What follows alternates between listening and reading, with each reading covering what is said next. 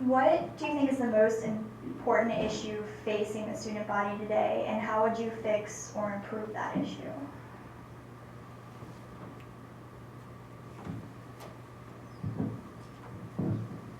I know a lot of students taking class here, they have like different schedule, and there's a lot of class only offer at certain times, so like we couldn't accommodate those students, and that's a lot of issue because I know a lot of math class and science class run on the same day, and that's a lot of work because I go right after my math class, I go straight to a 3-hour chem lab, and that's just a lot of work.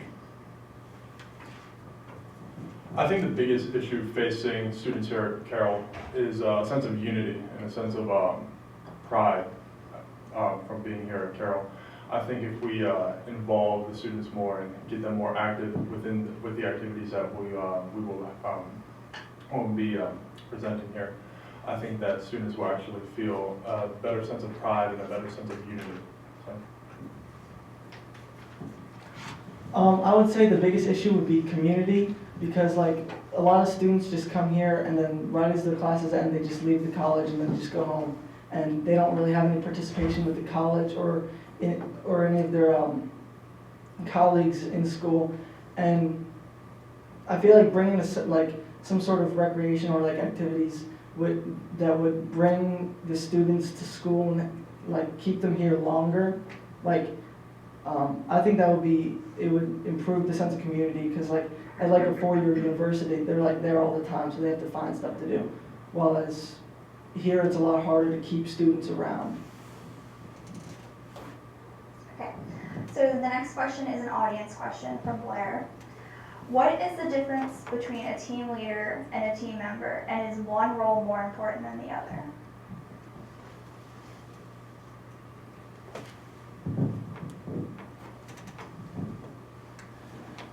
Well, starting with the difference between a team leader and a team member, the leader is definitely someone that has to be, hopefully they would have a little bit more experience in whatever the situation is, as well as they have the trust of the rest of the members, so that when they, they have a goal, they have some kind of, not like a word, but just something that, some kind of guidance for the other members.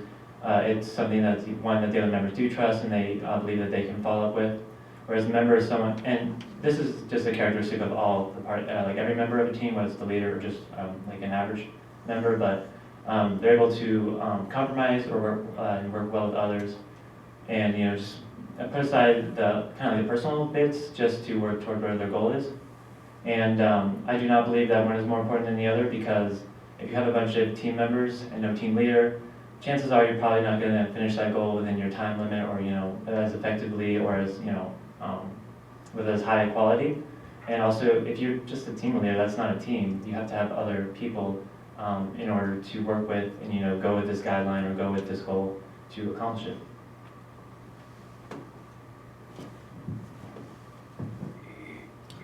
I believe the big difference between a team leader and a team member is that the team leader needs to have experience, like he was saying, because in order to lead someone, you have to know what you're doing and to be able to pass that on to the group that you're leading, while still being able to work just like any of the other members and just putting in the same amount of effort, but having the extra experience to know how to pass that on to them.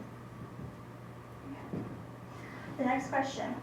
Would you be in favor of giving students more power on campus, like the right to vote on bigger issues like tuition, and why or why not?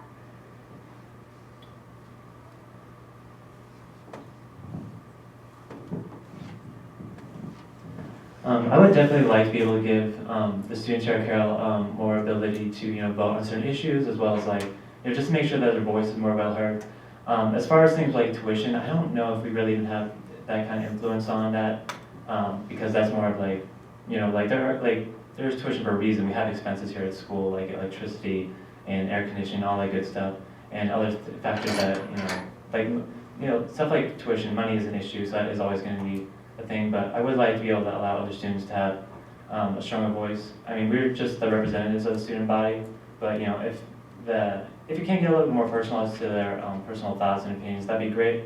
So maybe we can work towards that. The student's voice is already heard through the student government organization here at Carroll, though they could put in more insight if they would like to. I believe that with the how do I phrase it?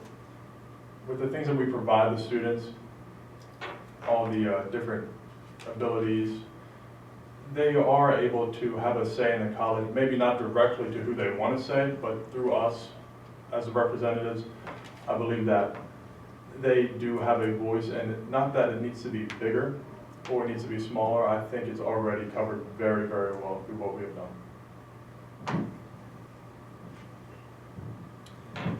Well, I think that the issue, instead of if students are allowed to have an influence and how big that influence is I think the issue is if they are using the responsibilities they have, because honestly, I would say that I would not, doing a study, but about 90% don't even like try to contribute or add suggestions. The most they do is complain to their friends or something like that. So I think that it's the responsibility of the student to be able to convey their complaints or their suggestions.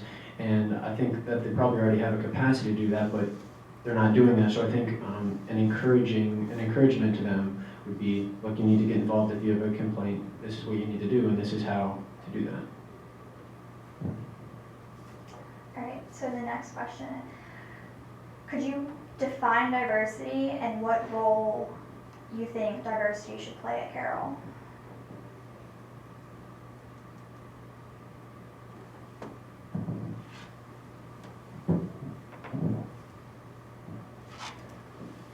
Well, starting with diversity, I think it's important to have diversity within different members of the college, because that can be anywhere from like your own personal opinions to your background and your culture. So I think it's good to have that here at Carroll to be able to learn about other people, be understanding of their thoughts, their beliefs, whatever they have, and it's also good just to have exposure to other people, to have that that diversity from different people. Just so it makes you richer as a person, and so that when you go in the future and meet other people, that can help you relate better to them, or make better friendships, what have you. And I'm sorry, could you repeat the second half of the question? It was define diversity and what role do you think it should play at Carroll? Okay. I would hope that it has a very important role here because, like I said, everyone has their own beliefs and their own opinions and stuff like that, and it's good to have a certain amount of acceptance towards it and a certain amount of respect towards it, because everyone's different. No one's exactly the same, no matter how they think or they look or act or whatever it might be. So I just want diversity. I'm just thinking for diversity should have an important role here at Carroll, and I think it already does have it. There's definitely extent of diversity among different people's thoughts and opinions. So I'm glad there's that, and just make sure there's that certain amount of it's not like a hostile thing when there's diversity. It should be more about love and learning and stuff like that. I agree with John, because being born from a different country, moving here, it was really interesting to learn about the American culture, and I think that everyone I want to learn about each other, different culture, because we can learn so much and why they do the thing they do, and we just gonna come to accept, oh, they did this because it's their belief, and just gonna bring more unity to the college